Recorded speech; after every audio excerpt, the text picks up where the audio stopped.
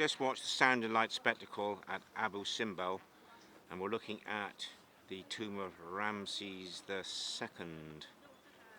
And panning to the right, we've got the Queen of Nefertari.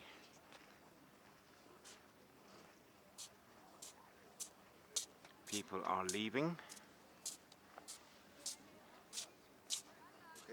The soundtrack was in Spanish. I don't think there was enough light. There's more light now than what was during the show.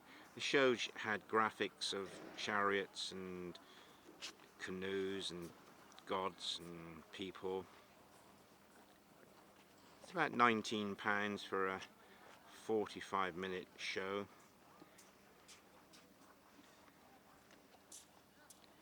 It was just about worth it, but I thought they could have put more light in it.